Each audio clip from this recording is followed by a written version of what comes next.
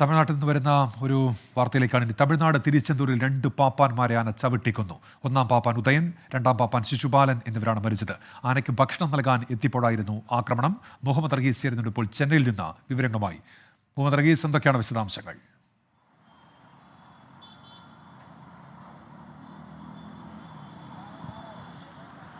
ഉന്മേഷ്, തമിഴ്നാട്ടിലെ ഏറ്റവും പ്രസിദ്ധമായിട്ടുള്ള ഒരു ക്ഷേത്രമാണ് തൂത്തുക്കുടിയിലെ സുബ്രഹ്മണ്യ സ്വാമി ക്ഷേത്രം. ഈ ക്ഷേത്രത്തിൽ കേരളത്തിൽ നടക്കും നിരവധി ഭക്തർ എത്തുന്ന ഒരു ക്ഷേത്രമാണ്. ഇവിടെയാണ് ഇന്ന് വൈകിട്ടോടു കൂടി ഈ ദാരുണമായ സംഭവം ഉണ്ടായിരിക്കുന്നത്.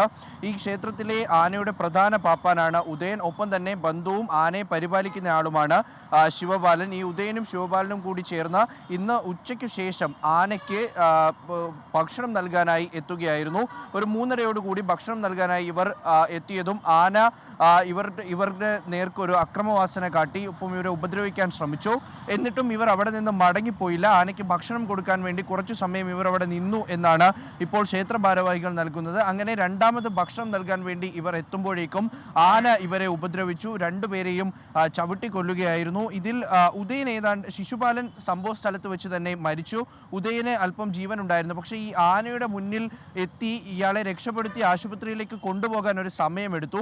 അതിനിടയിൽ ആശുപത്രിയിൽ എത്തിക്കുമ്പോഴേക്കും ഇയാൾ മരിച്ചു. ഈ ആനയുടെ പേര് ദേവായിനി എന്നാണ്. ഇതിന് 22 വയസ്സുണ്ട് എന്നാണ് ക്ഷേത്ര ഭാരവാഹികൾ പറയുന്നത്. സമീപകാലത്തൊന്നും ഇത് അക്രമ സ്വഭാവം കാട്ടിയിട്ടില്ല.